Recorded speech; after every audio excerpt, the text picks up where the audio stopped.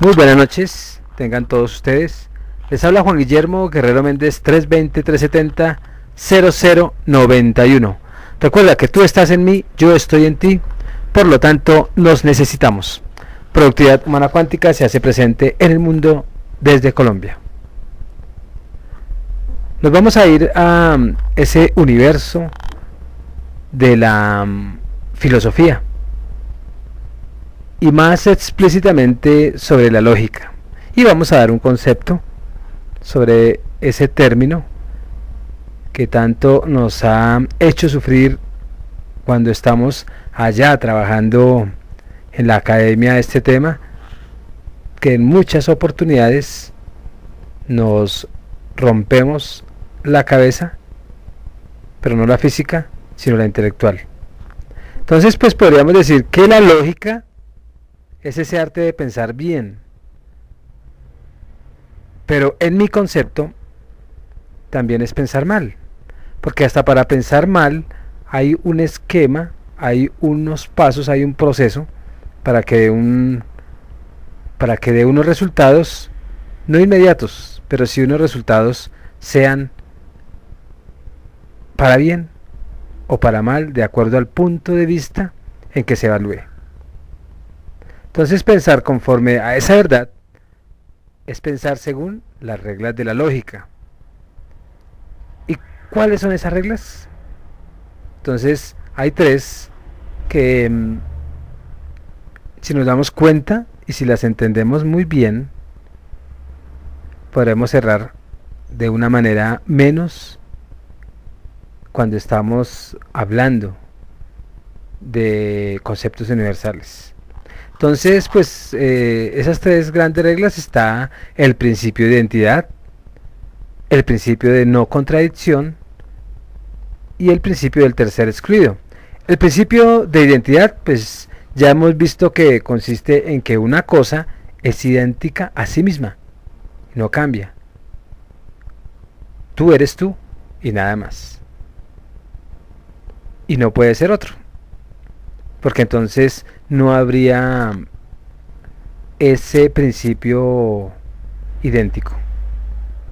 Y en los noviazgos, cuando uno dice yo soy yo y tú eres tú, pero yo pretendo que tú seas yo y tú pretendes que yo sea tú, pues ahí el principio de identidad se pierde, porque lo que queremos es no ser lo que somos.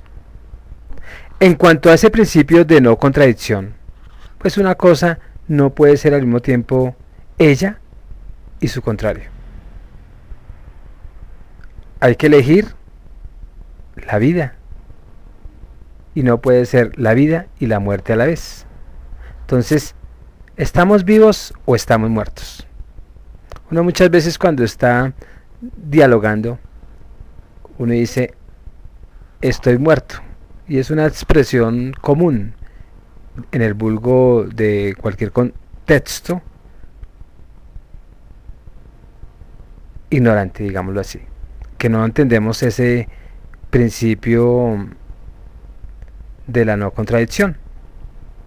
Y está diciendo uno que está ahí muerto en vida, pero en la vida real, bueno, en la vida real no, sino en la vida filosófica, el uno no puede ser el contrario a la vez. O está vivo o está muerto. O es cadáver o es espíritu. O es materia o es espíritu. Que los dos estén interconectados y que los dos estén, digámoslo así, siendo uno, entre comillas, es diferente. Yo vivo con el espíritu, pero yo, ¿quién soy? El espíritu. ¿Y quién entonces qué es el cuerpo? Pues es un vehículo que animo, pero no soy ni la carne, sino soy el espíritu. Ni la carne aún es espíritu, sino la carne es carne y el espíritu es espíritu. Los dos están ahí, pero no, el uno no es el otro. Entonces, por eso es que ese pues se denomina el principio de no contradicción. Eso es. ¿Y qué decir del principio del tercer excluido o exclusión del tercer caso? Entonces lo que quiere decir, pues que entre dos posibilidades contradictorias, pues no hay lugar para una tercera. Y hay que elegir entre la vida y la muerte. Y no hay tercera probabilidad. O soy o no soy. O sé o no sé.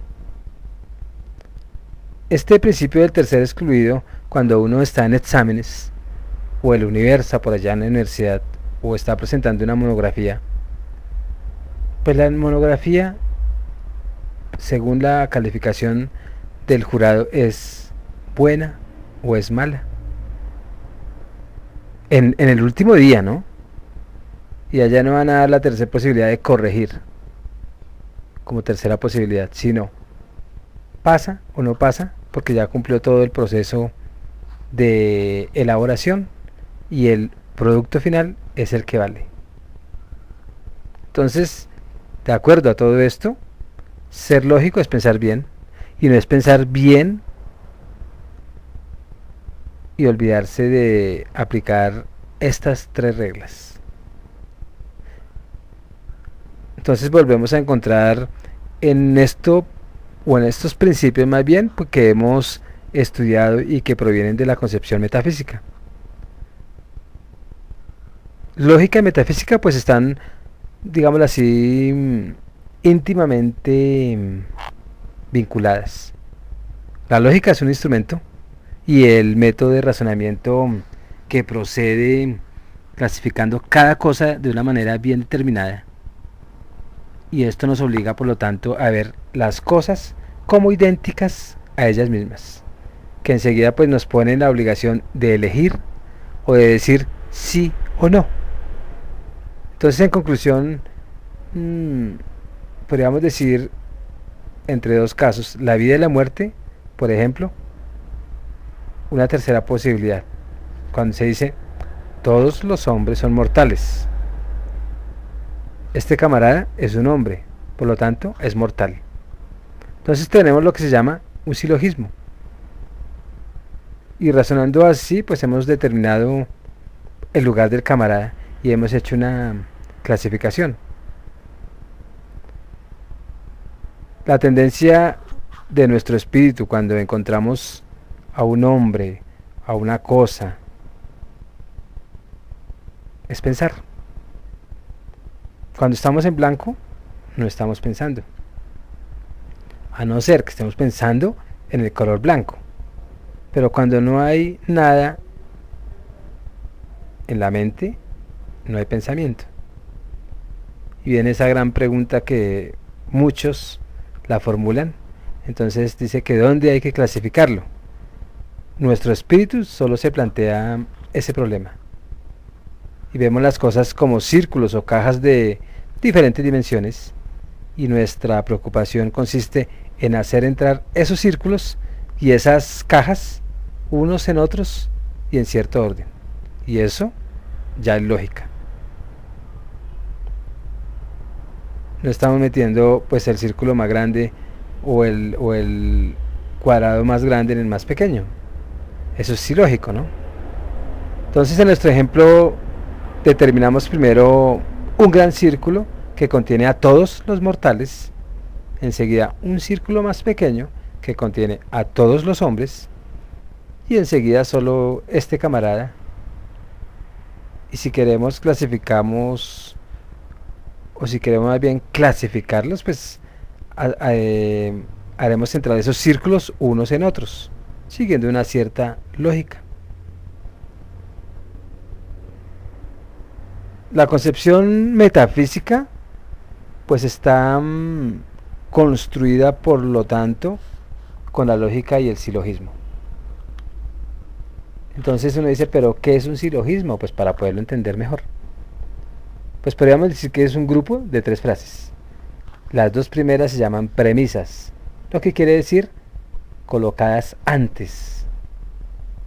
Y la tercera frase es la conclusión.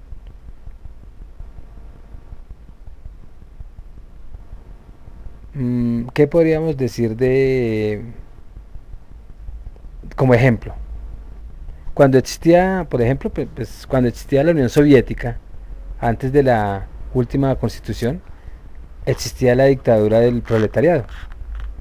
Y la dictadura es la dictadura. Y en la Unión Soviética hay dictadura. Entonces luego no hay ninguna diferencia entre la Unión Soviética,